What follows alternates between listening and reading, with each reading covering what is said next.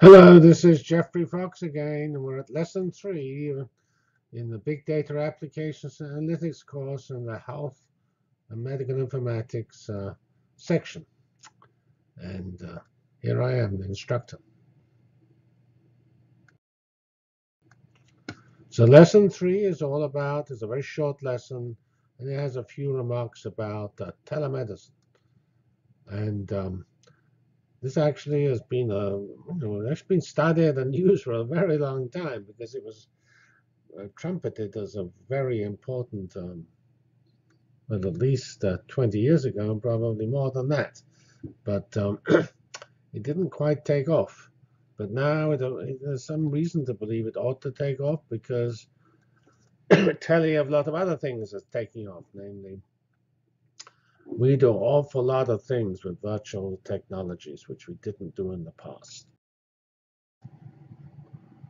So this is our first real slide, and it points out that there's a significant use of email. I mean, here's the United States at 38%, Germany at 70%, and other countries in between.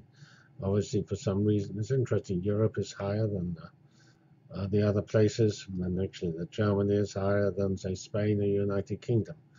I must admit, I've not emailed with my physician, and I'm not quite certain whether what that determines. But you would think it actually would be better to have more email and other types of communication between patients and physicians.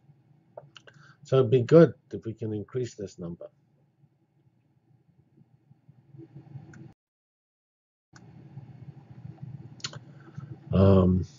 Here is a sort of comment on wearables. So the claim is 21% of the American adults already own a wearable device in 2014.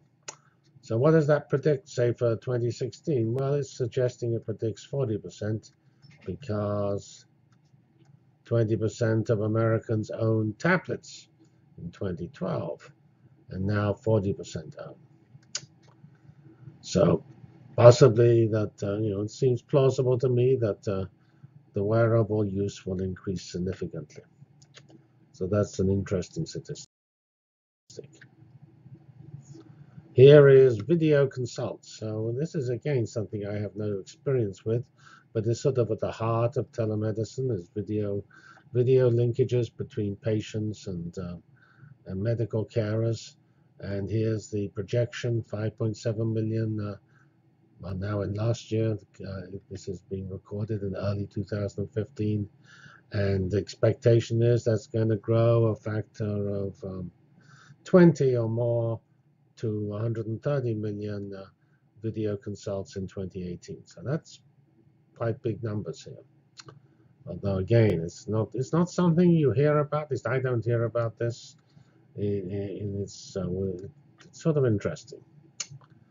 I mean, the reason to do telemedicine is relatively clear. That it's certainly clear in rural or remote areas where the density of patient, where the number of doctors per unit, doctors are spread around because there's just not so many patients. So the distance between patient and doctors is quite high.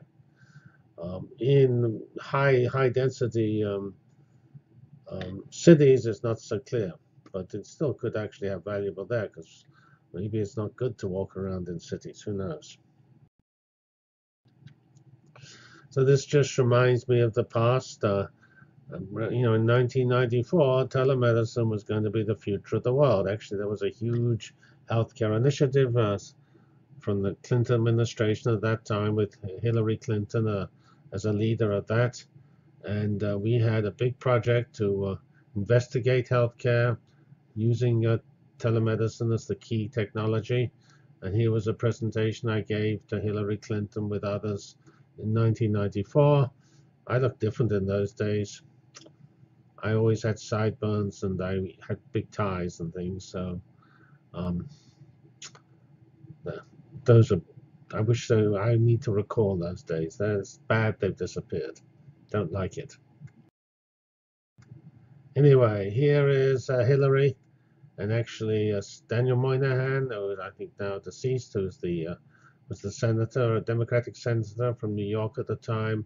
And here is Dr. Smith from the local medical school describing how he was interacting by telemedicine with remote rural patients. And so this picture here was on telemed explained how upstate New York. Here we have poor old Oxenberg sitting at in the Adirondacks, and it was and here we are. We were in Syracuse, and all this area is extremely low population. Well, Albany, let's draw it differently. And so we thought that telemedicine would be very attractive. And we did a lot of effort to develop that, but it all got wrapped up in politics and nothing happened with that particular initiative. And I forgot about telemedicine. I made various contacts and continue to work in that area with a colleague, David Warner, and for the next 6 years till around 2000. But we never. He did very well. I didn't make any progress. In general, we also did various web-based healthcare systems at the same time, which didn't amount to much from a cosmic point of view. But this whole area of telemedicine, I actually sort of was intrigued to find this in recent talks because it still doesn't get a lot of press, and yet it's naively very important. So, and they say it ought to be more important because when you look at what is telemedicine, well, here we have these people in Oxenberg, and here we have the doctors in the metropolis like Syracuse, and we have links between them, and those links can be video links for actually talking to each other, and you can have the doctor talking to local health practitioners with less skill, lower experience and skill levels. But also we can have sensors. We can have our patient docked up with all sorts of sensors which are piling data back and forth. And so, the sensors are going from here to here.